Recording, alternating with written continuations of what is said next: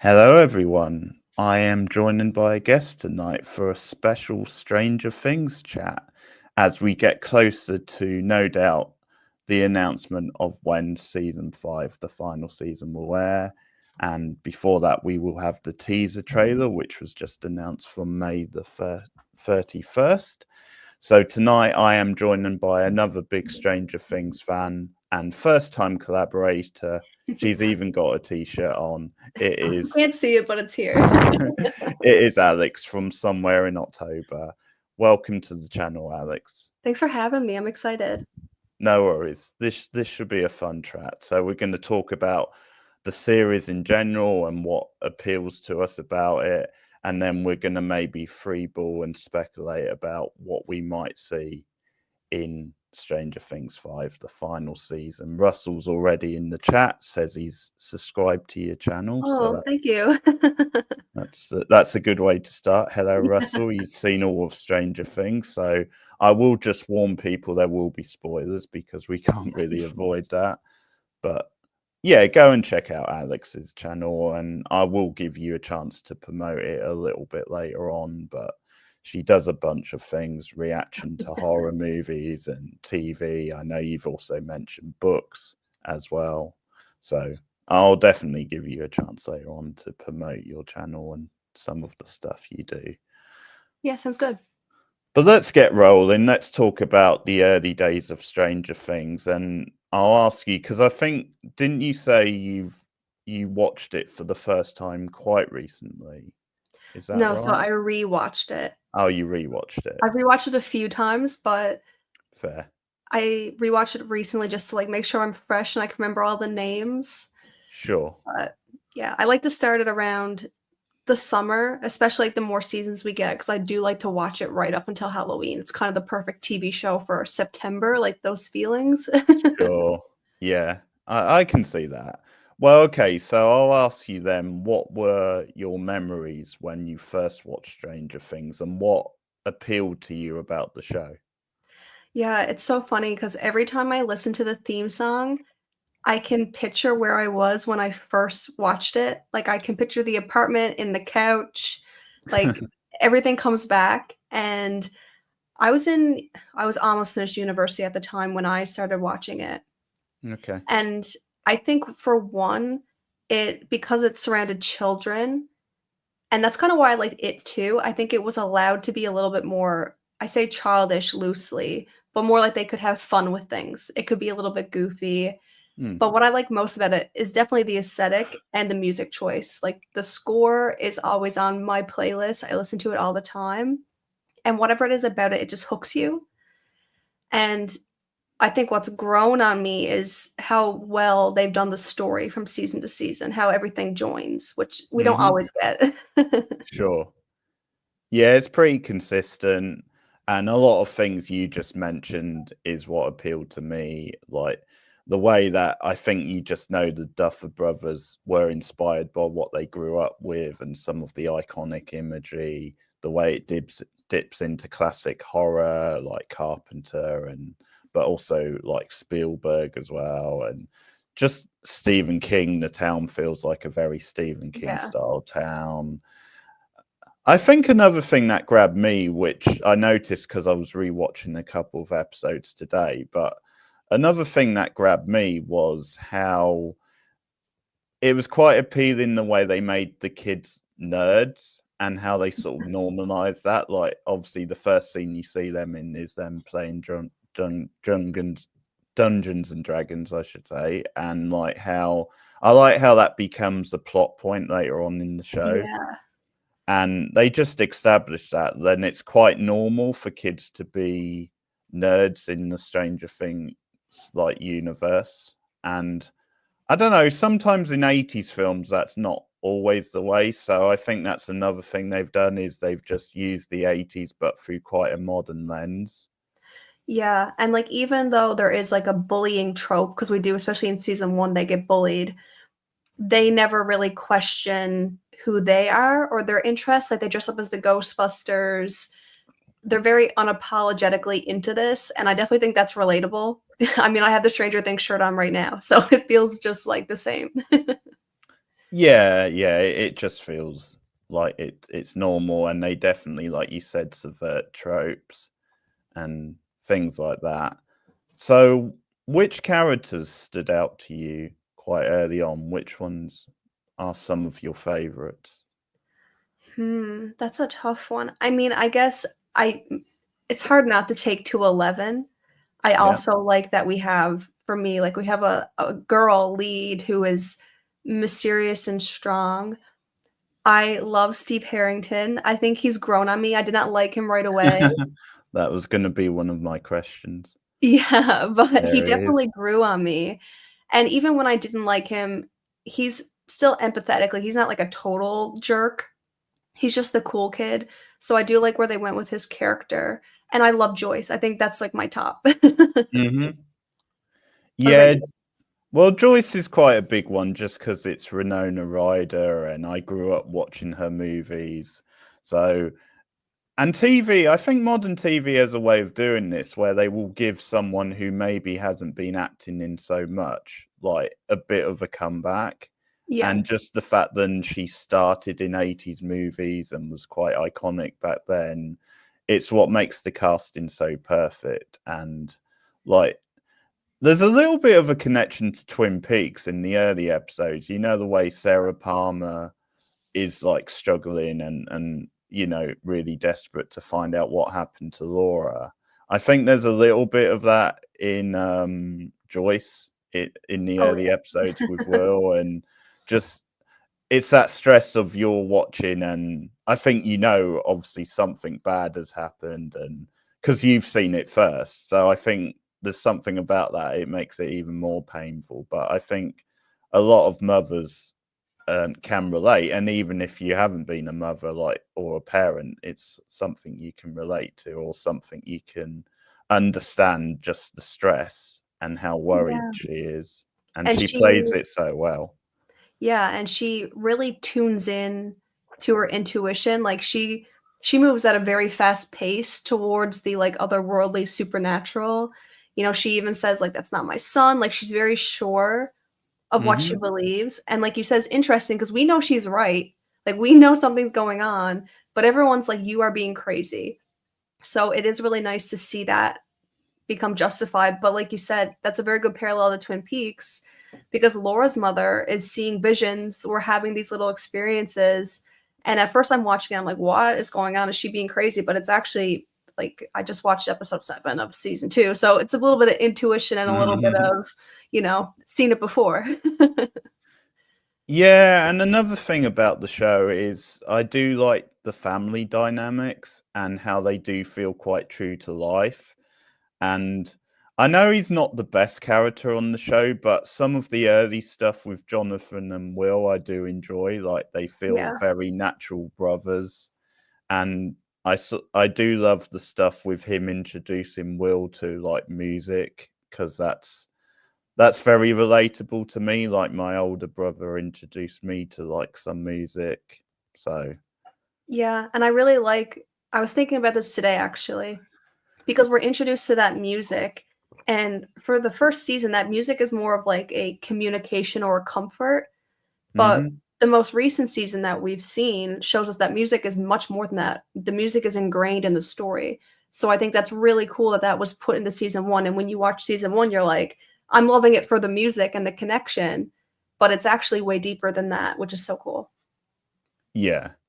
Yeah, and the way they bring that Clash song back later in the season is really cool as well. Let's see what Russell says. Dressing up as Ghostbusters brought back a lot of 80s vibes, indeed.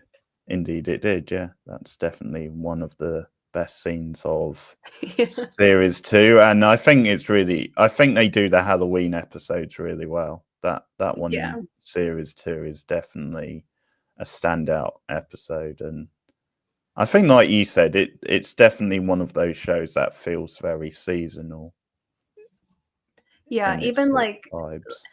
like, even when Halloween isn't, like, referenced, they don't have to have, like, a pumpkin in the background. It just feels like that time of year, and I think especially to the music. And I do like the closest thing I could compare it to is John Carpenter, where Mm. You listen to any of his scores anytime, and it takes you right to, like, autumn. You just feel like September, October. And Stranger Things does the same thing for me.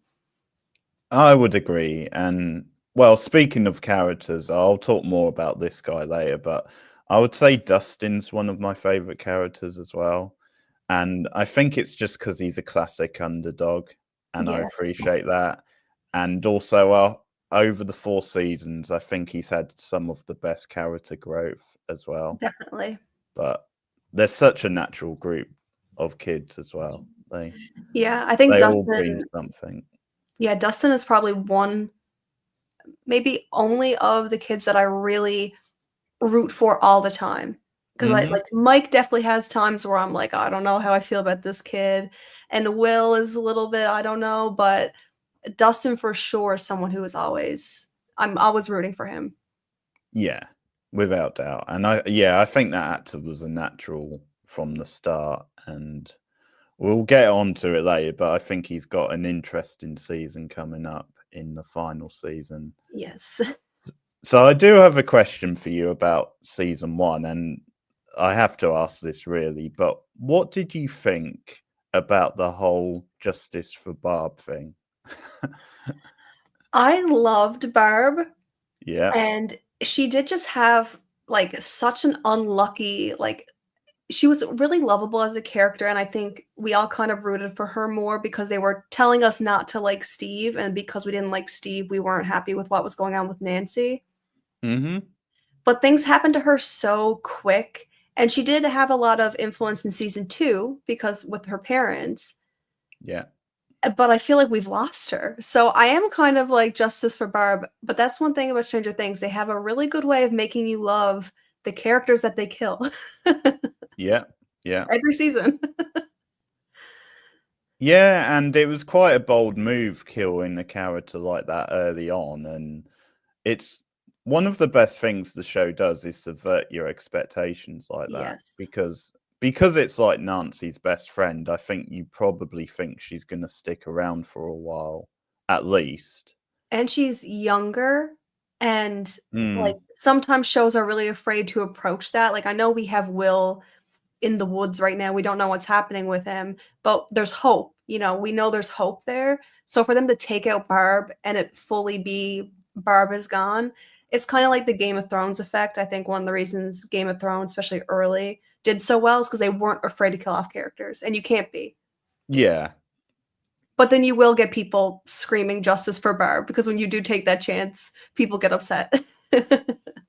Yeah, like I think that for the reasons you just said, I think the whole thing is a little bit silly, and I think that's how the internet just spirals sometimes. But it's like you said, you have to have character death, like quite big character deaths, and it laid down the stall for the show. Because when I rewatched the show, I forgot that she died that early. That like it's like episode 2. It's so early. It is early, and again, I think that's a subversion, though. Like you're set up to maybe think Nancy's going to be a bit more shallow, Yeah, but Nancy grows a lot over time. I big mean, time. her best season, I think, was season 4. Loved her in that season. Yeah, and taking out Barb, like you said, it does set up good expectations. Because although through the seasons there are some fake outs, there are some different circumstances, the fact that they did take out Barb and there was such an uproar and they didn't bring her back, anytime something happens to a character or a character is in a situation, you are on edge. You are wondering, like, is this going to be it? And that's what I like about it because I think of Supernatural, like, at one point, you're like, I'm not even Sure. anxious anymore. There's no horror in this moment because they can come back. But Yeah. when you actually put the risk there because they've proven to you that they wanna do it and they did it early, then you worry. Yeah, definitely set out the table early on that one, which was cool. So, yeah, in season 2, they added some big cast members or some new characters anyway. Some were virtually unknown. And I appreciated that. I appreciated the way they shook it up with the Max character, for example. and I think Sadie Sink was a fan favorite from the start. Definitely. And once again, it's that thing of, I think she had a bit of everything, but it's that idea of, like you said, a girl gets to be one of the boys and gets to be quite nerdy and yeah, a little bit more of a tomboy. But there's also moments where she can be, you know, a typical girl as well. So she gets quite a nice balance, I think, and was a Yeah. fresh character. Yeah, and they give her good authority because it starts as Mad Max, and everybody's already so impressed. Everybody's always like, "Who is this Mad Max?" And then it's her. So that's great. And yeah, this show does a really good job introducing characters, and you basically instantly either are really interested in them because you like them, or even with Billy being introduced, I'm at least intrigued. 'Cause there's other shows I watch when they bring new people in, I'm like, I don't want this. Yeah, I was going to ask you what you thought of the Max Billy type vibe, because yeah, they do. I mean, you believe them again as brother and sister, and yeah, Billy was a strange one for a while, especially since some of his stuff felt a bit more comedic than some of the show, but then you also had this nasty side to him. So I was a bit mixed, but the actor did a good job, I thought, with the character. Yeah, and I really think that they kinda made Billy the way he is, maybe even made Billy at all. I think it really let them soften up Steve, Mm-hmm. because really, like, that even the struggle they have in season 2, kind of the power struggle, is what separates them. Because in Yeah, season 1, you know, Steve and Billy probably could have been in the same circle, yeah. but then we moved to season 2, I think that creates a really good balance. Yeah, I mean, Billy's some of his storyline is also just a little bit weird with the whole mom thing, Yeah. but I think they just wanted to have some appeal in there. Yeah, yeah. It is a strange one, but that's a good point about the thing with Steve. Like, it definitely made Steve more likable in Yeah. season 2.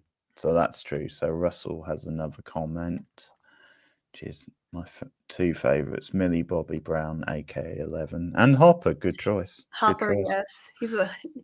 Yeah, it's hard not to love him. Yeah, he's a fun old school. He does everything kind of old school, but you can tell there's a heart in there, and we slowly start to see it. And David Harbour just plays it so well. He does. And, like, he uses his instincts. You can tell he's a good cop, but at first you might not think that. Like, appearances can be deceiving, but he has a method to his madness. Yeah. Let's see what else. Right, Billy was so mean and was so protective of his sister Max. Yeah, yeah. It's one of those. I was never quite sure because he was an asshole, but like somewhere in there, I think he did care about her in his own way. But Yeah, and I yeah, think they had to make him like that because even, you know, what happens to him in season 3, if he was a mm, complete jerk, it never woulda went that way. So I yeah, think they had to kind of show us some soft sides and make him a little bit complex, but I even think even if he cared about her, he was still a jerk. yeah, without doubt. Yeah, sort of sexist, racist. I mean, Yeah. all the boxes you want to tick. Really, that's what he was. But you're right. Yeah, it did pay off stuff later on, and they made him a bit more important than he seemed at the time. So, Yeah, I had no idea he would be anything substantial. I thought he was just gonna be a conflict point. and the actor. He's one of the Power Rangers, isn't he, from the film? Really? I did not know that. Yeah, I think from the 2017 film. He's one of them. I'm not sure which one, but yeah, that's the other thing he's known from. So there you go. Billy was so mean. Okay. And another side to Dustin in season 2, which I really liked, was the whole Demogorgon thing, his little pet. Mhm. And that's something which is very Spielberg, or very like Flight of the Navigator, that film, if you've ever seen that. I haven't. It's really cheesy, as you can tell, but it's one I grew up on, so I have nostalgia for it, even though it's not the best. But yeah, the lead character has a similar pet, which you can see on his shoulder, and he's in like a spaceship and he flies it, and it's like this Disney type Spielberg type film. Yeah, I can kind of even feel like Gremlins. Yeah, Gremlins as well. But yeah, I thought that that just added another side to Dustin, really. The Yeah, way, and I mean, it yeah, adds another side to the Upside Down even yeah, because, there was a relationship. I can't remember what he named that little thing. I wish I could, but, we yeah, do I've got it. see the creature have a moment as well. So then you're like trying to think, so what really is the Upside Down? Like, are they just all sentient beings or is it a hive mind? Because sometimes I think it's all hive mind. Yeah, I think it might be. That's what I'm settled on at the moment, and we might still get more explanation. I did have a look. Dat was the That name of the creature, but yeah, the way he protects it and keeps it secret for a while, and just some of the physical stuff with that creature is really yeah. fun. But And the poor cat. the poor cat, yeah, yeah, yeah, pretty rough stuff. But yeah, once again, there's a whole box of their favorite movies like E.T., little bit in there, and like you said, I mean, even some of the more cheesy, quirky kids sort of films. So yeah, that again added a little bit to Dustin's character, which was fun. But while we're talking about season 2, I have to ask you what you think about the episode which basically everybody hates. I knew this was coming. Absolutely. Has to be. Yeah, I mean, even when like I recap it in my mind or I rewatch it, like when I think of season 2, like I do really love season 2. Like I love Bob with Mhm. my heart. But it is a blip. It is a really big blip. Yeah. And I do think they needed to have a storyline for Eleven to figure out who she is and where she comes from. But I do think that that episode is the other girl number 8? Is that her number? Think so. It's been a while since I've Yeah. watched that one, but yeah. I hope in some capacity it ties into the new season because it is such a, like, sore stick in the mud, like, it doesn't fit, it's not really enjoyable, it's almost corny and cheesy, which I hate to say about Mm, Stranger Things because nothing else they do I ever judge them for, but that whole no. storyline, it was just too rebellious, I think, and I mean, they do approach, her background and other things in season 4 from, like, the memories and the tank and actually being in the, asylum, we'll call it, Yeah. and so I think that tone works way better. 'Cause the Yeah. rebellious tone, it just doesn't fit for me, and I get why people don't like it.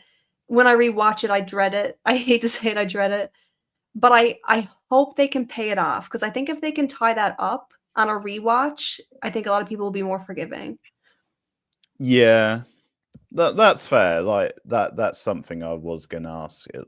Because I know they are talking about spin-offs. Like I don't necessarily think they need their own spin-off, but I can see what you're saying, that maybe if they can bring them back at least just for one episode, like maybe they can tie it together, and we'll have to Yeah. see.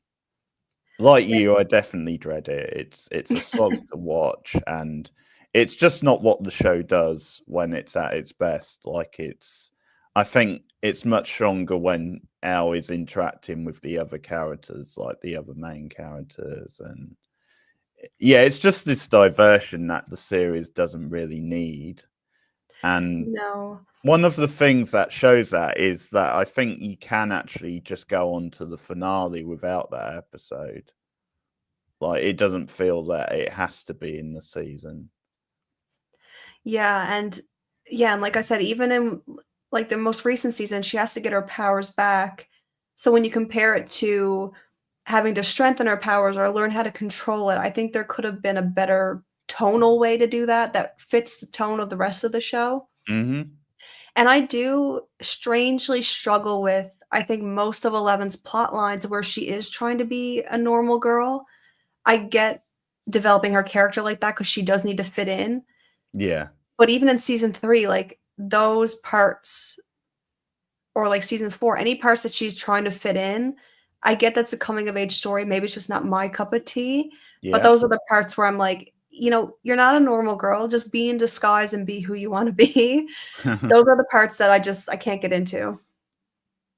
Okay. Yeah, I can see what you're saying. I like some of that stuff because I think it is fun to see her at least trying and like that fish out of water stuff. But I agree with you as well. Sometimes it's just best to have it's like the metaphor of the show. So you Yeah. don't actually have to have her trying to be like an everyday girl Yeah. because circumstances are that she won't be. She will Exactly. always be a little bit different. So Russell says Dustin is hilarious. He is. He is. He's Him and definitely the funniest. him and Steve are fantastic. Who knew I love that we duo. needed that bromance? Yeah. Yeah, it's brilliant. I was going to say something. Well, also actually going back to early Dustin, I find his crush on Nancy really adorable as well.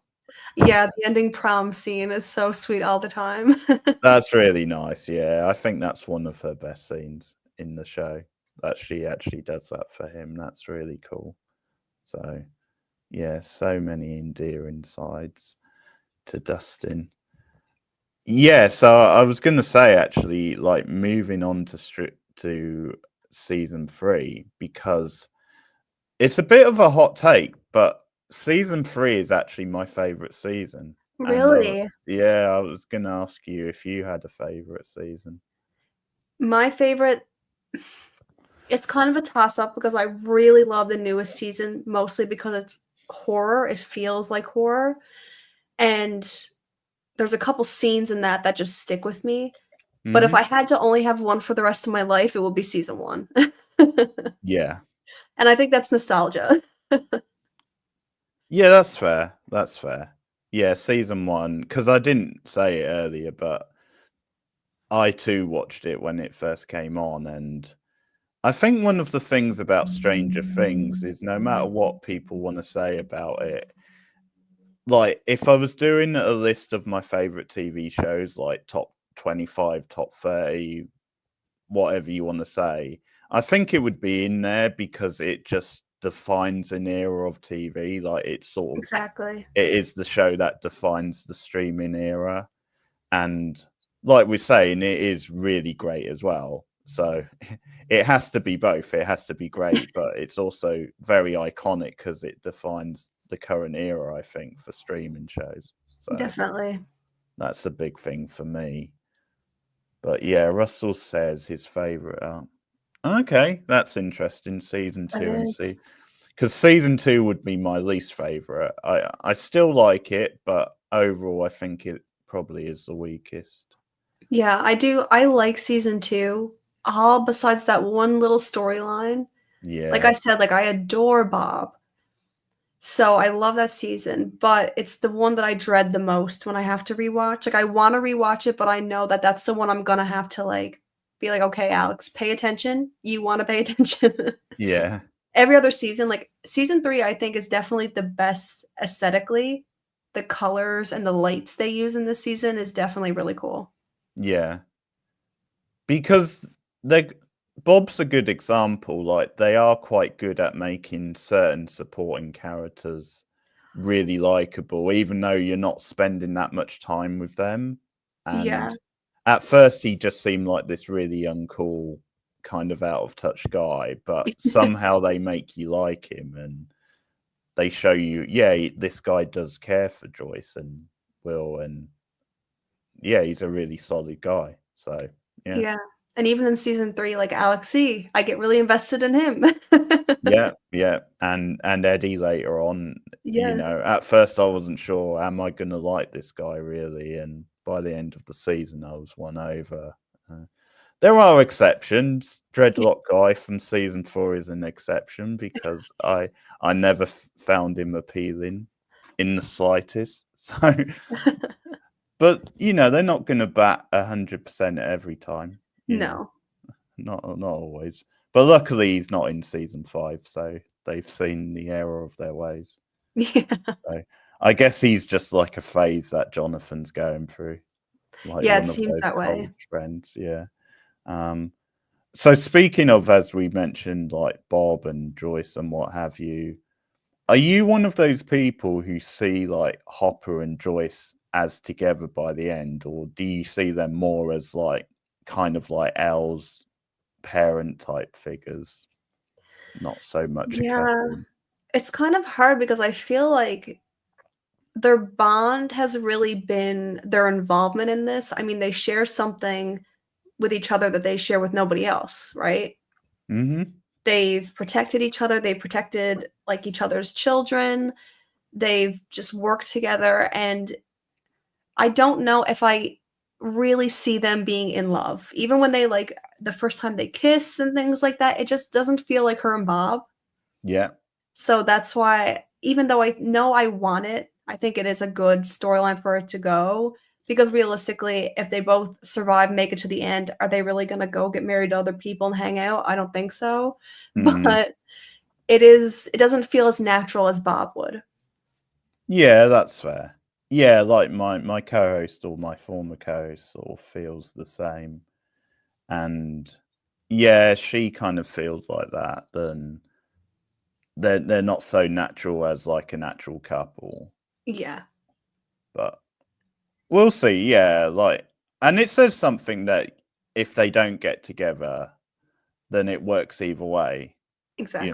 That's a sign. Then the dynamic is working in a different way than some shows would. But yeah, I guess just to say my bit on season 3 and like why it is my favorite and stuff. I really love the Maul stuff, and I think it's probably the best season of doing that kind of stuff where it brings in the politics of the era, but it makes it work within like this sci-fi like coming of age show. Like it doesn't feel that it's forcing it in. So I really love the energy of them going to a mall for the first time. And see, it's hard for me to imagine because when I was a kid, I didn't really have access to malls, really. I guess similar like shopping centers, but not quite the same as this. Yeah, I'm the same way, just a very small mall. I don't Yeah, even know if it's a mall. exactly. But yeah, just the energy of that and them going to the cinema and just all the options of the mall. But I sort of like how the writers bring in some of the negative sides to that kind of thing as well. So Yeah. you sort of see both sides. And yeah, I think just like nearer the end of the season, obviously another great debut character that season is Robin. Yes. Just so much personality from her, and the whole like them working in the ice cream parlor is just all these quirky little touches that just adds like personality to what's going on. And I really appreciate the separate groups and the way everything works and is important to the bigger picture, and they slowly come together in the Yeah, and I think small. it's good that Robin is kind of Steve's like partner in crime in this because, he can't really go to Nancy and Jonathan. It's great to Hmm. see him with the kids, but it's also not realistic all the time. So I Yeah. think they do that balance really well. And yeah, I really like Robin. I think him working at the ice cream is so funny, especially when Erica comes in and she's like, I want this, this, and this. I like that they developed her character over time too. It's very Yes. interesting. Some of the smaller characters that they start to develop and you don't really expect it, but you really enjoy it. I do also like how it feels like they're introducing a new character, but really they're saying you've met her before, but now she means something. Yeah.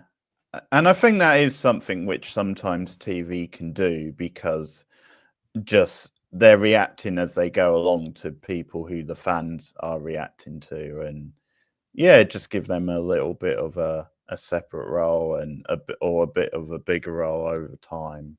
And it does a good job. It's like diversifying the cast again, because it gives you like another African American in the cast, and also get another girl. So that's good stuff. And yeah, that actress is a pretty natural, and I do enjoy their dynamic again. The sort of competitiveness between her and Dustin is really cute. It is. But yeah, I do think I'll just say the scene where Robin comes out to Steve in the bathroom is probably, just for drama, one of my favorite scenes of recent TV. I think it's just amazing. And again, it just shows you the development of Steve Harrington and how far he's come. Yeah, and I think as a viewer, it's also kind of like a sigh of relief that it's not another relationship. Because I think, Yeah. and especially at this point in season 3, like, we're seeing conflicts in relationships, we're seeing doubts in relationships, we're seeing how that plays into the bigger conflict moments, and it can just be like, "Oh, so now Steve and Robin, like, what are they gonna have going on? Like, they're gonna have to really be in this. How is this gonna work?" I like that there's a friendship dynamic there, Yeah. and it takes the pressure off, and then you just get to enjoy this natural but so random friendship. Yeah, and that again is them playing around with certain tropes, because a lot of times, I mean, I love 80s movies, but a lot of times it does play out the conventional way, where you will, like, if a guy's connected to a girl, chances are it's like a romantic lead, because that's just the way things were back then. But like, so it's playing around with that, and it's just showing that, shock and horror, a guy and a girl can be friends. And Yeah. that's really cool, and it's just adding to the thing. But yeah, that's such a great scene. So, and I remember, because the thing with the finale as well, and again, spoilers, guys, but it's like, even though I know now that Hopper lives, like, I definitely still get emotional every Oh, time. yeah. Like, it just hits. Like, it probably would hit a bit more if like it stuck, but I think just because of the letter and everything around it, and yeah, it did hit me hard at the time, and it still hits now. So Yeah, and I think they really did ingrain a little bit of hope into viewers, because I remember when they were teasing it, people were like, "Oh, like, there's signs that Hopper's gonna be back." hmm And so they gave people hope, because I think if they didn't, it would be another Justice for Barb situation, because at this point, Hopper is like, people idolize him at this point. yeah, And, like, even, like, after Joyce losing Bob and the tension that's going on, for her to lose Hopper as well, it's just so much. And especially hmm now, we also have Eleven and him have such a developed, complicated, but it's like father and teenager relationship. You also worry about Eleven. Don't want her to be alone, you don't want her to end up a certain way, so I do really enjoy. It's hard because I don't often like when it's a fake out or they don't stick to it, yeah. but I can forgive it because I do love Hopper, and like you said, even knowing that it's so dramatic that it still Yeah, hits. yeah, it's still a great scene. It's like, there's certain things like that, like, well, I don't know. I shouldn't spoil other shows, but there's a certain big scene at the end of Buffy season 5 which kind of feels like that as well. But I won't say anything. Yeah, In I haven't case watched that one yet. you haven't watched it, okay, I won't say anything. Yeah, yeah. My username gives away I'm a big Buffy fan. So Russell says the friendship between Dustin and Eddie Munson is a great moment. Yeah, yeah, it's really cool. Well, that brings us on to season 4. So I'll give you the floor, Alex, because you've already brought up that it might be your favorite season, or at least one of them. So yeah, I'll give you a bit of a chance. Why do you love season 4 so much? Yeah, so I will say when it first started, there was so much going on and so many new characters, and their kids are basically in a new stage of life that I hmm was a little bit cautious, because like we had like these jocks, Lucas was playing basketball, we have like the relationship dynamics. Eleven is like not fitting in. Like there's so many things going on, and I didn't know how I was gonna feel about it. But I think they did such a good job, because I think when the whole thing, the Chrissy wake up, which is so funny that that became a huge meme. But Hmm. when that happens, it feels like the shoe dropped, and it was just like a confirmation that this season is going to be crazy. Because I do think we kind of softened up a little bit. Like, yes, the finale last season, season 3, was definitely pretty morbid. Like, it was pretty horrific, but it didn't fill me with like dread or anything like that. But when we Yeah. see what happens with Chrissy, it's so unknown, and it's so the fact that it's happening to people outside of the group, Yeah. it really spooked me. And then I was like, okay, we are in for it.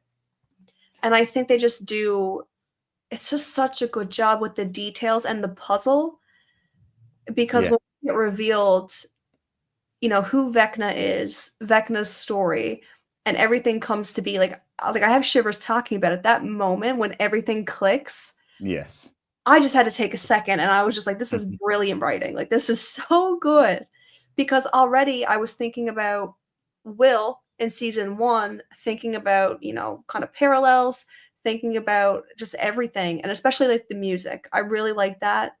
That running up the hill scene, that Mhm. is iconic. I think everybody was talking about that, even people who didn't like the show. They were seeing the clips and they were like, wow. Yeah, But it's amazing.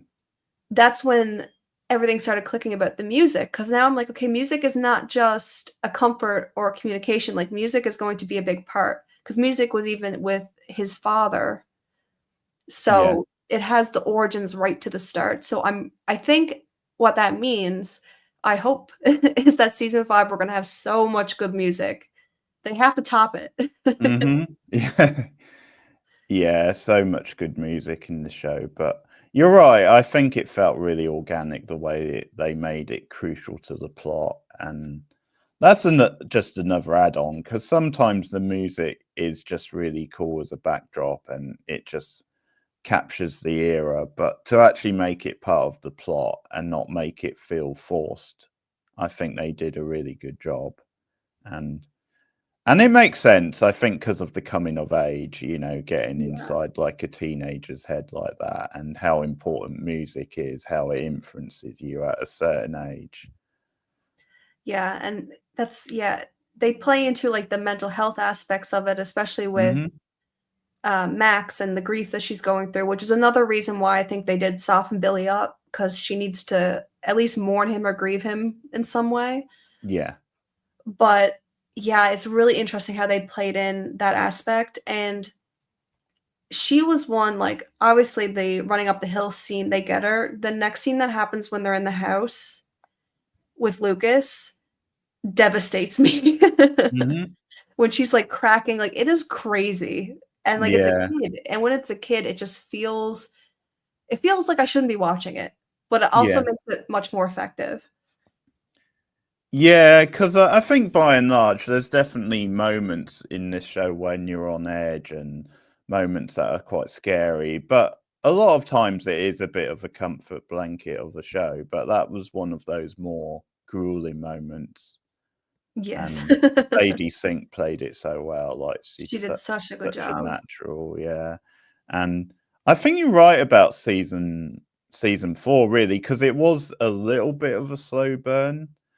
I thought it was really cool that they did that thing of releasing the first like 8 minutes or whatever it was early on. I think that was a really good like tease and bit of marketing. But yeah, it was a bit of a slow burn.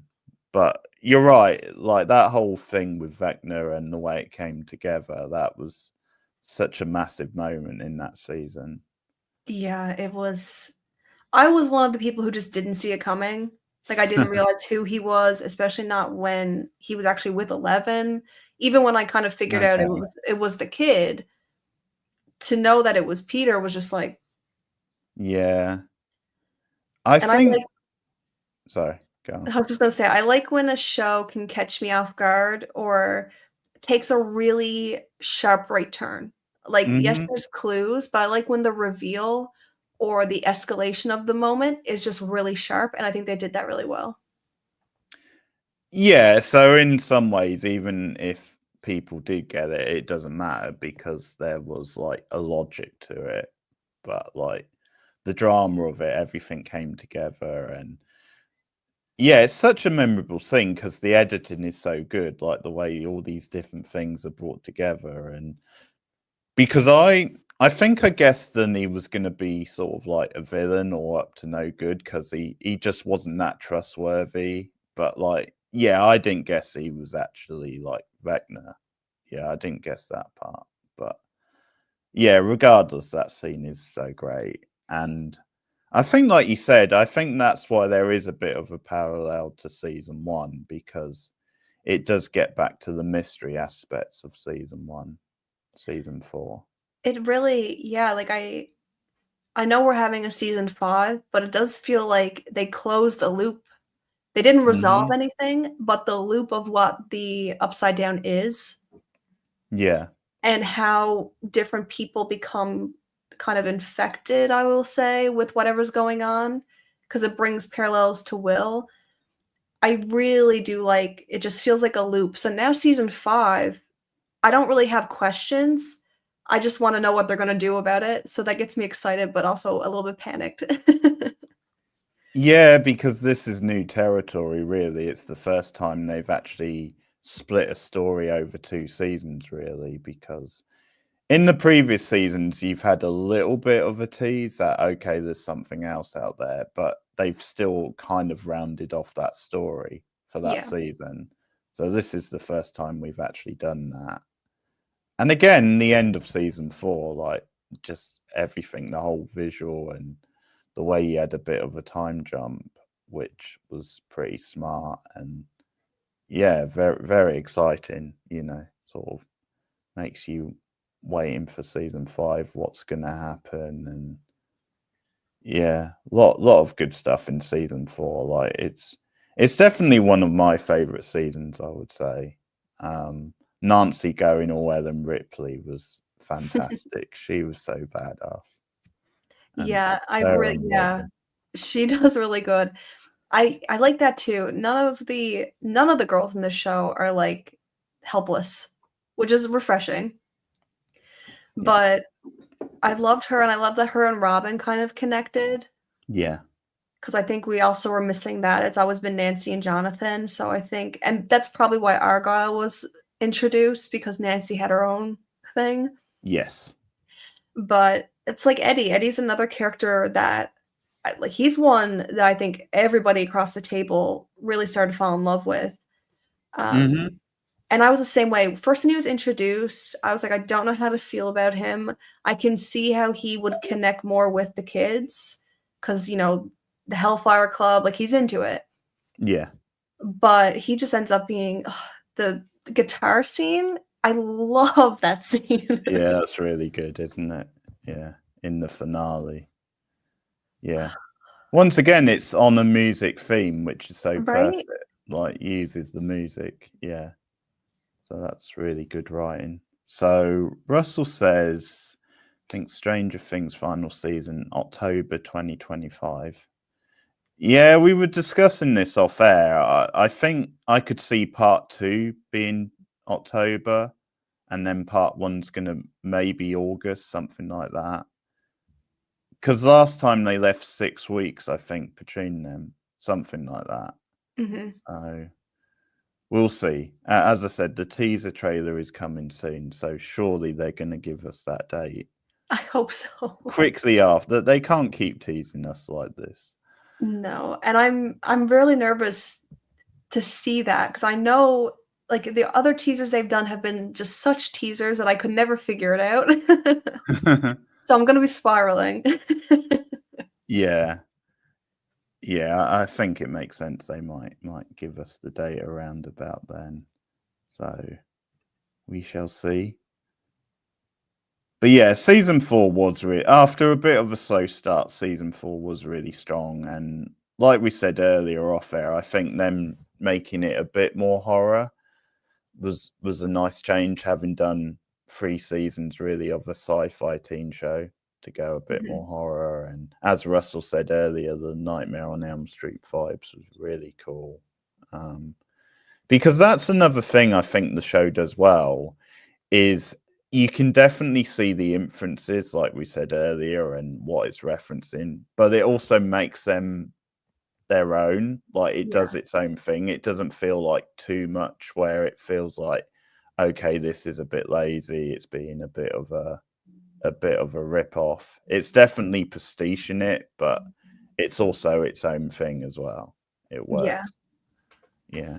Yeah. It is like, it's kind of like the jackpot. I mean, the writing is so good. The creature design I really like. Like, I love the Demogorgon. I can never say that. Even Vecna is such a fascinating concept, and like the whole upside down, and the cast is all really good. Like, they really did good with this. Yeah.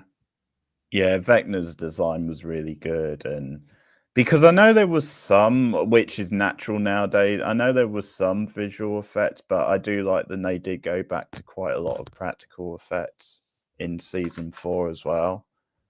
I remember when I heard that, I was quite excited because very few things use practical effects now, and I think for horror and sci-fi, they still are the best, over digital. Definitely. I kind of started watching 70s, 80s horror. So as Hmm. soon as I started watching modern horror that was just CGI, I was like, I can't buy into it. Yeah, that's fair.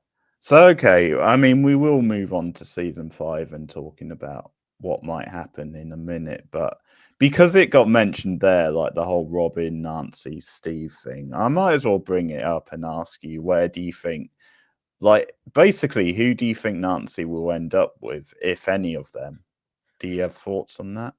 Oh, I don't I do have a feeling her and Jonathan are gonna stay strong. Yeah. I just can't I just can't picture them growing apart. But I think, like many movies do, many TV shows do, when there is a love triangle or there is a situation, the fate of the characters makes the choice for them. That happens quite a bit. Yeah. And I think that is going to be something. I don't know who she would actually choose. I think the choice is going to be made for her if there's any choice at all. Yeah. Yeah, because I'm a bit on the fence. Like, I could see them changing just because they have, like, her and Jonathan have been together a few years ago. So they might do that thing of over time you naturally drift apart without Mhm. it being like, okay, major drama. It might just be a natural thing. But like you, I could also see them doing the distance. Yeah, I have a feeling she won't end up with Steve because I don't think so. I think they're just playing with us. I think that's Mhm. what they were doing in season 4 because, like, my co-host is the biggest Steve Harrington fan. Like, she's one of these people who has loved him since the first season, even, which is quite rare. But like, and she was like, "Oh my god, I can't believe they're doing this to me. That they're teasing, and they could actually, after all this time, like, she was probably resigned to, okay, she's going to end up with Jonathan." So yeah, Yeah, no, it'll be interesting. It'll be yeah. interesting. I think if they did put her and Steve together, I don't know if people would be happy with it. Mhm. Because I do think she kinda screwed Steve over a little bit. I know they were, not doing well, but, Yeah. it's not something I root for. I want Steve to be happy, but I don't Mhm. think I want him to be with Nancy. Yeah. I mean, I love Nancy. One of the things I've always said is that sometimes relationships just naturally, like, move on and fall apart, or like, and I think it's cool that her and Steve have stayed friends as well. So Exactly. I think maybe they'll always have that, even if they never actually get back together. And it's sort of cool that she can see him now in this more mature light than she did maybe when they were going out. Yeah, So, because Steve has grown a lot. So has Nancy, yeah, but Steve especially. Steve is even now so accepted within her group and her family group. He used yeah, to be someone on the outside, now he's completely ingrained. yeah, that's really, really good stuff because, yeah, I think what they might do is they might just downplay a little bit her and Jonathan like they did in season 4. Like, maybe you're right, they might stick it, but you just won't see them together as often. because I think maybe the writers have realized that they've had a good run, but also they've peaked as a couple a bit Yeah, it is. on It's definitely screen. stale. It's just kind of like if they're Hmm. together, they can just be together. We don't really need more storyline with it. Yeah, But I think they will play around with the conflict of feelings because it will add to the drama of whatever happens next. yeah. And I mean, I'll just say, I'll definitely ship Robin and Nancy. I mean, their chemistry. I mean, I'm not 100% sure that she's either one is bi. That hasn't been confirmed, but I can see why that ship people do like that ship. Yeah, they I'll did. just When they came together, they were the best team. yeah. Yeah, they're pretty badass together, but as long as we get more of them in the same scene in season 5, I'll be happy with that. Yeah. Yeah, that would be cool. So Russell says hopefully Nancy sticks with Jonathan. Yeah, there's something romantic about that if they stay the course. So that would be cool. And yeah, just remind you guys, if you have any questions for us tonight about Stranger Things or about anything else, Alex is also a big horror fan. So if you have any questions about that stuff, then feel free to drop them in the chat. But yeah, we will move on to talking about season 5 whenever it comes out.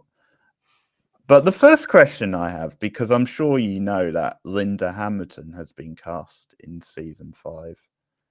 And that is so exciting. That's Sarah Connor herself. Mhm. So, do you have any thoughts on who she might play? I don't know. Mm, I really don't know who they're gonna introduce. I think we are going to need, and maybe this will be her role because Papa is gone. I yes. think we're going to need more authority figures. So I think maybe that's where that will come in. Um, but I am interested because, again, like you said, season 4 and 5 are really connected, and we had so many new characters in season 4. So I do wonder how much introducing they're gonna do. Yeah, and I sort of wonder because sometimes with these shows, especially, I mean, I know this is Stranger Things and Netflix, but sometimes with a guest star like that, especially if it's quite a big name, they do demand quite a big fee. So, like, That's true. I think they might introduce her about halfway through season 5. I don't think it will be straight away, Yeah. but and it'll be interesting to see how big her part is. But one thought I had today when I was thinking about season 5 is because we've got the episode titles, and Mhm. I know there's an episode called Shock Jock, and I'm wondering if she could be the shock jock of the title. That's one thing Oh, okay. I had a feeling. So I'm not sure if they're going to get into like some of the culture of shock jocks and kind of the political stuff or the way they like to sort of ruffle feathers, and I don't know, it might be a bit of a different role for her. Like I'm not quite sure whether a shock jock the title is like a play on words maybe, or if it's literally going to be like one of those DJs, that style of DJ. I So know. The titles are so interesting because they seem to tell you so much, but it leaves so much to question. I don't know what way they're gonna go with it, and they're often very good at, I would say, fooling you with what they use the titles for. mhm. Yeah, because I think in a way with Linda Hamilton, I would like to see her play quite different to Sarah Connor because that's her. Because I think it's tempting for them just for the reference to have her be a bit of a badass, but Yeah. it might actually be fun if she plays completely different than that. Like if she plays quite a nerdy character, or if I said like she's the shock jock, if there is a shock jock. So we'll see. But that's definitely exciting. And speaking of episode titles, I don't know if you've had any thoughts on this, but there's one called The Vanishing of ... which seems to be referencing the vanishing of Will Byers from season 1. Yeah. So it implies that someone's going to go missing again, or then maybe there's going to be some link to Will's plot. I think there's going to be for me, I think there's going to be a very, very strong link to Will and Vecna. Mm-hmm. Because if you look at his story and Vecna's story as a child, kind of similarities there. He still has that sense he gets. He can still sense when it's near. Yeah. He also has if he does continue as, just a kid that's helping, I mean, they're going to be pretty grown now, but just a kid that's helping. He has a very complex storyline going on right now, so I don't even know how they would let him have a normal storyline. Yeah. So I do think things are going to get twisted. I think it's going to start and end with him. Yeah. Which makes sense. Yeah. Like a bookend. Because Will's one of those characters. I've said this before when I've talked about it with other people. He is one of the hardest characters to write for, just because of the way he started, like went missing early on, and he just wasn't in the group a lot in season 1. And then obviously a lot of season 2 was him still coming to terms with being back. So yeah, because of that, he's a very difficult character to write for, I think, because we just haven't spent as much time with him. No, and I think his current, like, very complex relationship with Mike and Eleven, basically being like a sibling to Eleven. He has complex feelings with Mike. Yeah. Whether that be deeper than what they are, I don't know. But at minimum, he feels like he's losing his best friend. I really think that's going to be played into, because that's going to put strain on Eleven. It's going to put strain on Mike. There's going to be. I do think Will is going to end up on the dark side, maybe not by choice, but I do think something is going to come of him. I don't think he's just going to be like a tracker. I think it's going to be darker than that. Yeah. Yeah, it does feel. Be anything. Yeah. Yeah, you can definitely see them doing that, maybe because it's the last season, and then someone saves him by the end. But yeah, it could go quite dark with Will, because he's basically the character that started all this. It feels like, and there's been so much backstory now in the last season. It does feel that they're lining him up for a bigger season in season 5. Yeah, and they've put so much work into closing the Upside Down. There's going to be something. I think it's going to be a tough job to do. I think the obvious would be that Eleven has to make some kind of sacrifice, but sometimes I wonder if that's too obvious. I don't know. Yeah. But it's such maybe a negative thing to say, but I don't want a happy ending. I like to get hurt by a movie. I want them to go there, because I think realistically, like, even when we set up this season, what they're looking at, for one, the town is destroyed. Yeah. 2, the impending doom and kind of the way Vecna gets into your mind, it's also not always like a physical altercation. I think it's only realistic if not everybody makes it to the end. Unfortunately, but I think that's the most realistic. Yeah, I think so. I think we need at least one big death in the main cast. And yeah, again, Steve is a candidate, but then well, they did go to that well in season 4 and it didn't happen. So maybe he's safe because of that.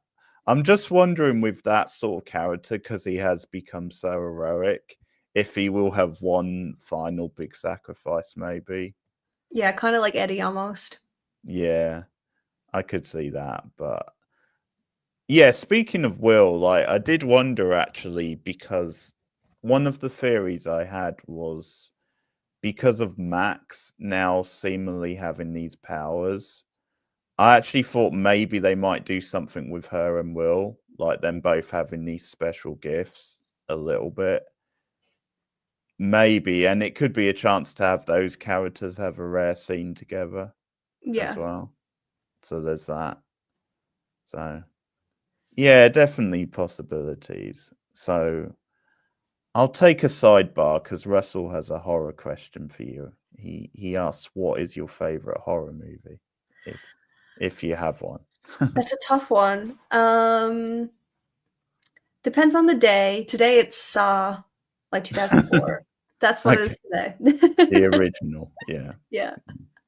yeah. I saw that in the cinema. I remember going Oh, to see that. the ending is so good. It's been a while. I'm not a massive Saw fan, but even I will say the original is pretty good and quite That's why I'm unique. afraid to watch the rest because I love it so much. I don't want any tarnish. Yeah. Yeah, no, as it goes along. Because I heard good things about the last one, and the last one was better, but I still need to watch that.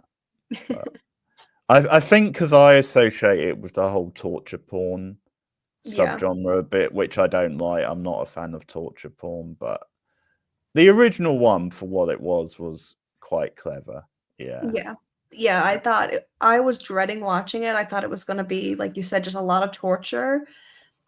It was much more of a puzzle. I think as soon as it leans Hmm. into just torture and gore, I am gonna fall out of love with it because that's what I like. I like the puzzle.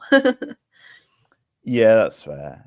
And I remember, yeah, Danny Glover was in it, who's a legend. So pretty cool cast. And I also love Shawnee Smith. She's a great actress as well. So that was cool. So okay, so for today it's Saw, but it could be It could change. could be something else tomorrow. Yeah. Just warning you guys. So Russell has another. Okay, so Stranger Things again thinks the final season could be Terminator vibes. It could be. I mean, they did sort of go to that well a little bit in 3 with that. I can't even remember the character, but the massive, like, he was almost like a robot. Like, I don't think he was, but he was walking a lot like the Terminator. I can't even remember the I can't remember, character. but I know what you're talking about. Yeah, yeah. It's like in the middle of season 3, but yeah, more Terminator vibes would be cool. Vecna is a really good villain. Yeah, they've had some great villains in this show. Yeah, they are gonna have to definitely tie some Russian plot points. Mm-hmm. So I don't know how they're gonna do that, but that will definitely be more on the Terminator side of things because it's more military over there. Yeah, yeah, for sure. Yeah. Russell also says Will is the key. Yeah. I think so. He seems to be, doesn't he? Russell also says 11 sacrificing herself to save the world. I could see that. Yeah, like you said, it might be a bit too predictable, but it also seems quite logical as well. Then they could do that. Yeah, I can't see her going on living a normal life. I Yeah. don't know, and I think when we end season 4 and we see how the Upside Down was even really created, Mm-hmm. I think she has to be the one to destroy it, but can you destroy it on the outside? I don't think so. No. Yeah, I think it's the sort of show I could see a compromise where maybe she still exists in another dimension or something, or then she's given this higher sort of purpose.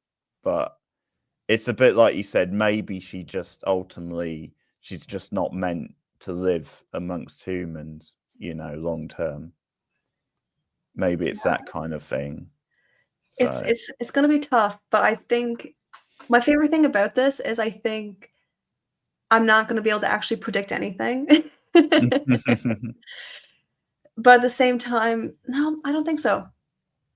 I was gonna say maybe because we did get a lot of clues to the story, but I think they're really gonna blow us away because I think there is such a high bar. yeah.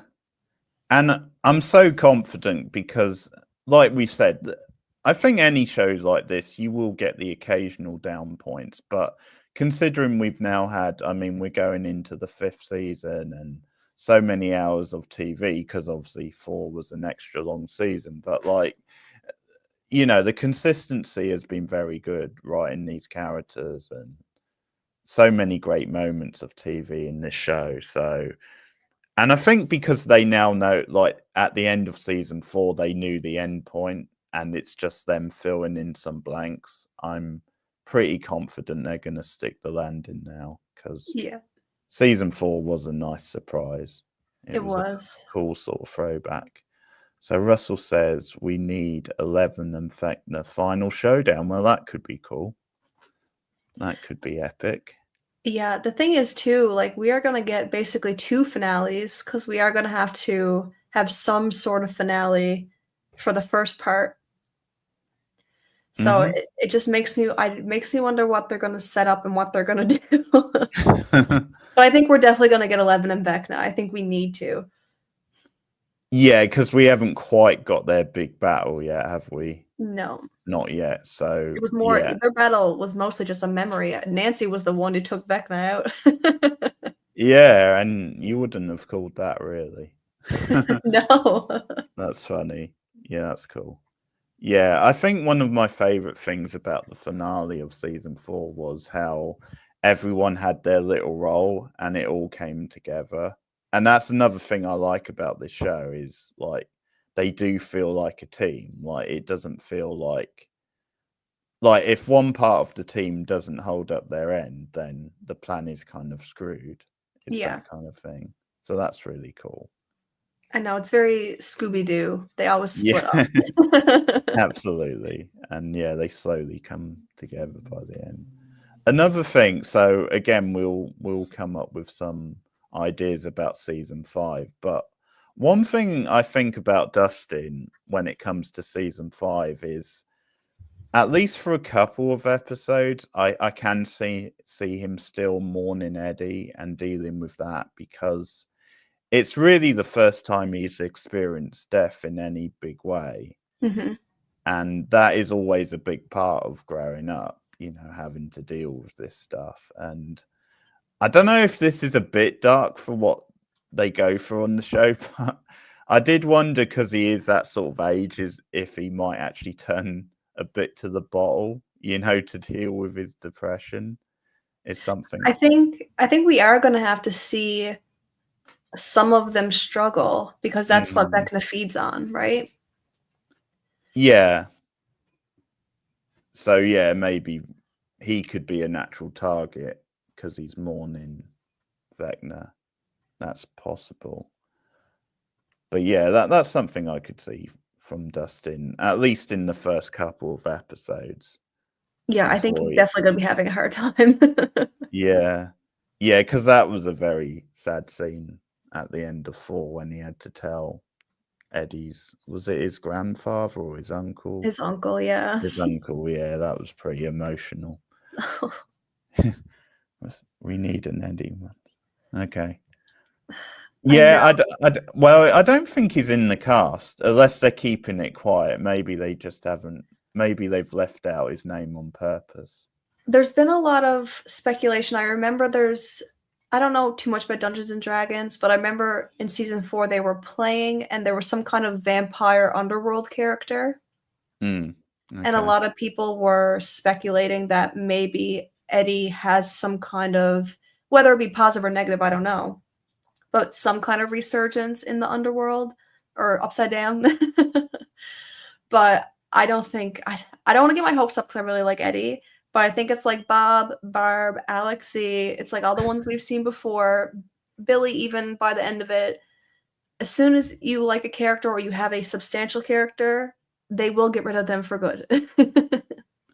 Yeah, like I think with this one, I think the death should stick, but because it's a supernatural show, like they could give him a cameo in another way, or it might just be a flashback or something. True.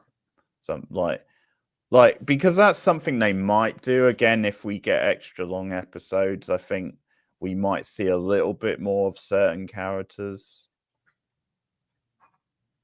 like their Yeah. backstories, maybe. Yeah, and I think they might actually need to do that because we did have a time jump. Mm-hmm. So I think they may need to give us some context of what actually happened before we got there. Yeah, that's true. What they've been up to. because again, I mentioned these potential spin-offs earlier, and I think because of that, because Erica is definitely one character I could see getting a spin-off. So once again, I could see, and this is again just me freestyling, but like they might do an episode where it follows her throughout the day and it gets inside her head. I could see them doing that with Erica, which might be cool. Yeah, I think they've built her up quite a bit, so I would be surprised if they didn't carry her over. And Mm. like you said, I do love when she interacts with Dustin. I think that's really good, and maybe it's a good space for her to fill because Eddie's no longer there.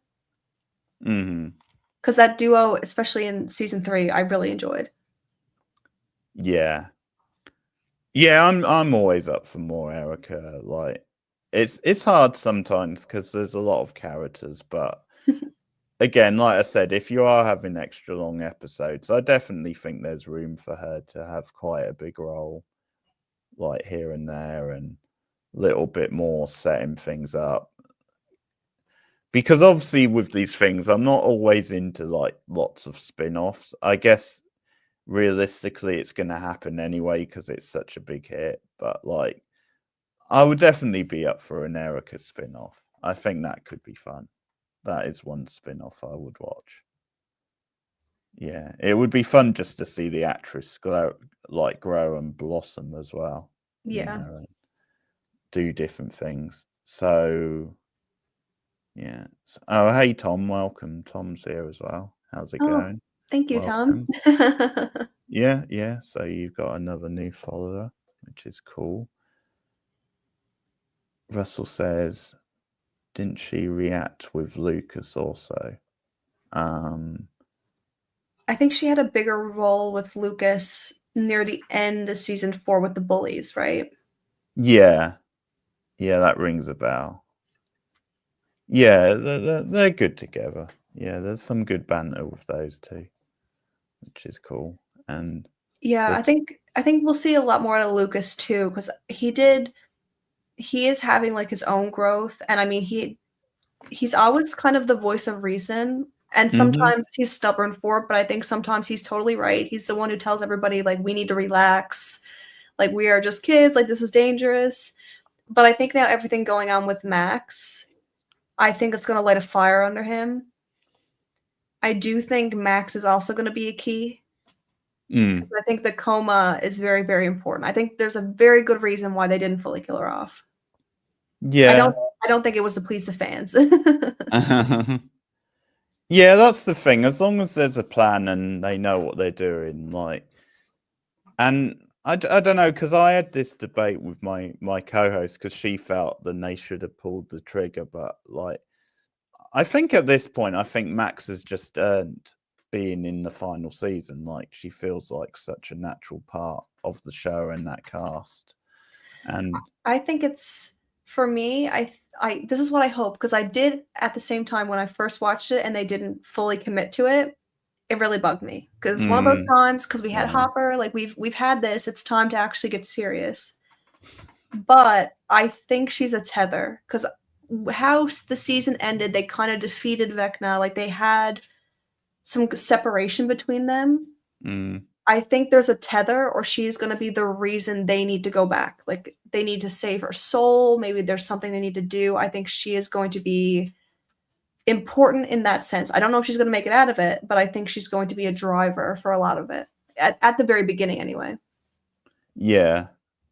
Because that is similar to what Rachel was saying, but that's true. As long as there's a plan with it, as long as Yeah. there's a purpose, which I get the impression there is because of them continuing over, and she plays a big part.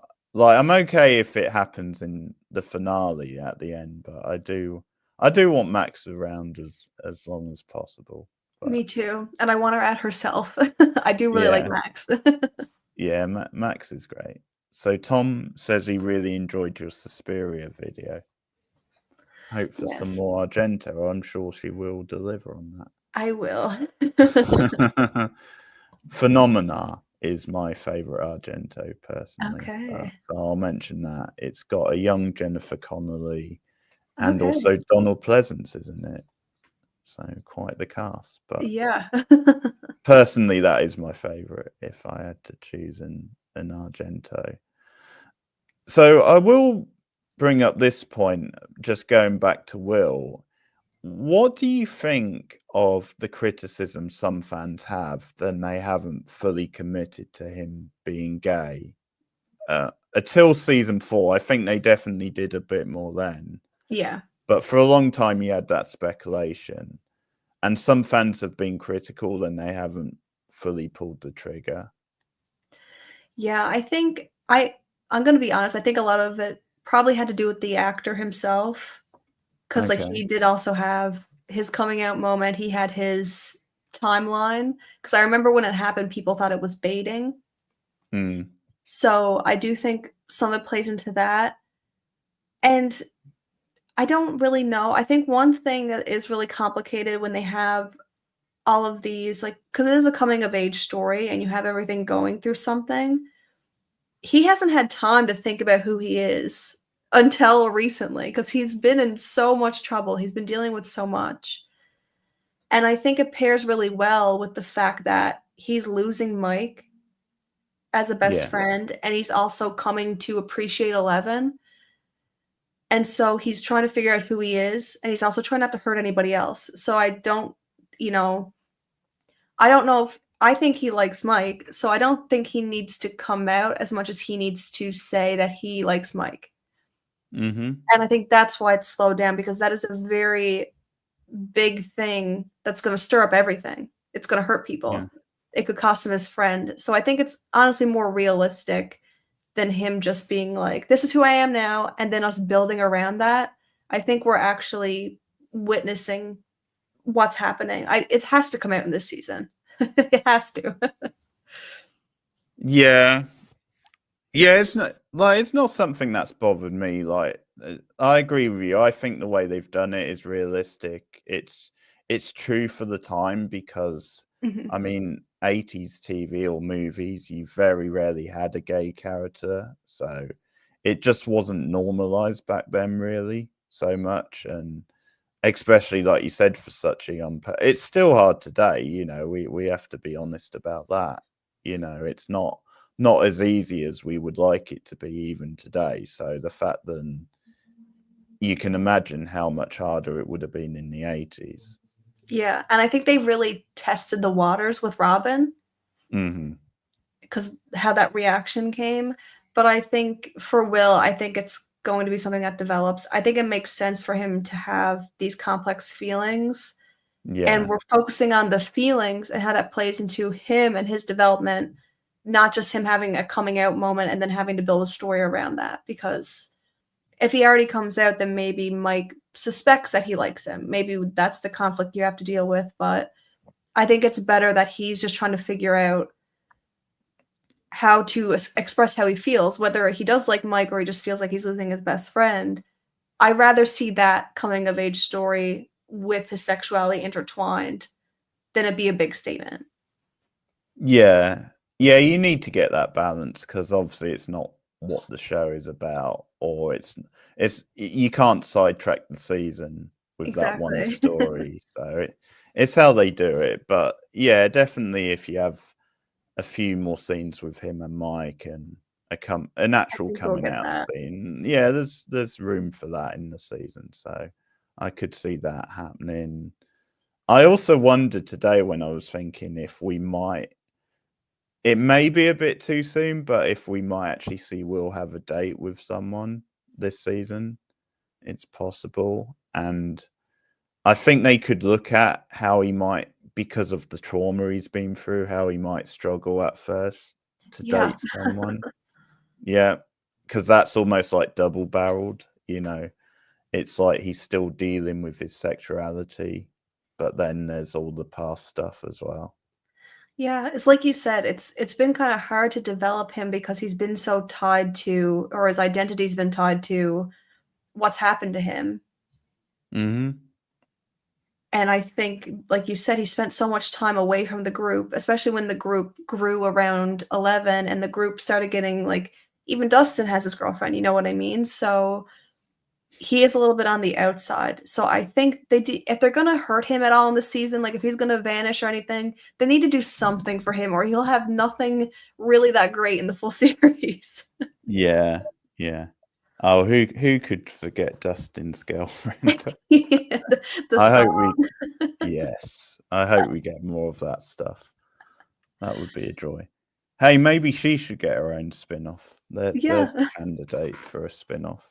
I feel like So, Dustin would be a strong spin-off because I just think it could play into so much because it could go right to Dungeons and Dragons, it could go sci-fi. He mm-hmm. could be like he just has a lot of potential. His character has so many different avenues. I think that could Yeah, work. and I think that's the good thing about this sort of show because they're starting out really young, Yes. and we're now at a new stage in their life. You can actually do that. You can say, okay, this is now them in the adult world, Exactly. going out and doing something and having a career and stuff, and with little ripples maybe of the past as well. So Russell says, have you seen The Last of Us, Alex? I If have not, you should not. check it out. Okay. I will eventually, but I have not. But I kind of know some stuff that happens, Mm, so I need to wait a little bit so it's out of my mind. that's fair. That's fair. Yeah. No, it is a very good show, and a lot of people say it's the best game adaptation ever. And yeah, are you a big gamer? Yes, I You love are. like, I was just about to say, I think I would rather play the game, Yeah. but I know it takes away I think it would add to the TV show, but reaction, I wouldn't really be able to do. Mm-hmm. But, like, I have 2 it's either, like, Skyrim and Fallout or Harvest Moon. Playing scary games is difficult. Yeah. Yeah, they definitely seem it's an adaptation that does seem to work for both gamers and non-gamers, or so that's pretty cool. And I did enjoy actually the Fallout season 1. I'd say that. I don't know Yeah, if I did too. you did too. Yeah, they seem to have captured that quite well. Yeah. Season 2 on its way, and yeah, Walter Goggins, that guy can So do no good. that guy can do no wrong, really. Yeah. I've been reviewing White Lotus on the channel, and he's so good in that as well. So he's Yeah, I always watched him in Justified, yeah. I've and I not seen that, but I think oh, I knew he was in it. Yeah, yeah, that my parents were watching it while I was home, so I was watching it with them, and I got so invested, and his character was so great. cool, cool. So yeah, I think we're nearly ready to round up. I was wondering about because the final episode title for season 5 is The Right Side Up. So it seems like they're going to do some sort of this is the opposite of the Upside Down. Yeah. I And it, think yeah. I think it means that I don't know, it's hard. Part of me think it means that the Upside Down is not going to exist. Hmm. Either that or it is like a chase or a battle to get to the right side up, but I think it's more like them being in the Upside Down and something happening Hmm. and bringing them up. That's kind of what impression that gives me. Yeah, something like that. And again, I think they will play with. I could see them play with time travel again. This because that is actually another thing I liked about 4. I thought they played with Yeah. time travel really well, and maybe you're gonna have just them reversing some stuff in this season, like the events of the past or something. But It would be really cool. That would be a really great way to maybe feed the fans with some of their favorites. Like you said, it could have been a flashback, but it could also be time travel hmm where we see people or we see events or maybe they're alive in this moment or we're just peering in on them, things like that. Yeah, I kind of forgot that they had that moment in season 4, but especially yeah, when like Nancy was going around and she was finding different things that were mhm. dated. I thought that was so cool. Yeah, I really like that, and the stuff with them just like feeding like the blanket through the Yeah. floor. That was really cool, and Yeah, how they made that quite tense was really good. So yeah, that's what I was thinking. I could see them doing that. I could see, like I said before, like an ultimate dimension maybe, and that's just the opposite. Like it could be just one of those things where in the other dimension things are opposite, maybe something like that. But Russell also says could be like a Skynet from Terminator. Yeah, possible. Lots of possibilities.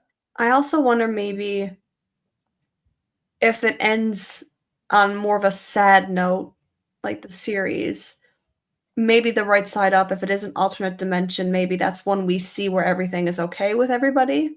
Mm-hmm. Because it's just interesting, the right side up. It's just interesting terminology for them to use. Yeah. And I think in 4, one thing, because something about this show is I think it does play to both the kids and the adults, which I really appreciate.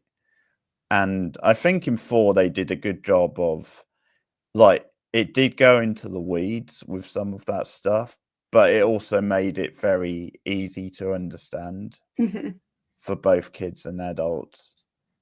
So it didn't get too complex like certain shows do, but it definitely built on the mythology a bit as well. Yeah. And I do think like this time travel, all this stuff, I think it does need to relate to what's happening in Russia, like the testing, the portals. Mm. It does like that's a plot point that does need to be closed as well. Yeah. Because even if they do whatever they do in Hawkins, there's still something going on. Other people have access to the Upside Down, they have access to the monsters. So I do think these things need to intercept. I just don't know how they would, but I do think it'll be more of a sci-fi in that sense, and then Vecna will be the horror of it. Yeah.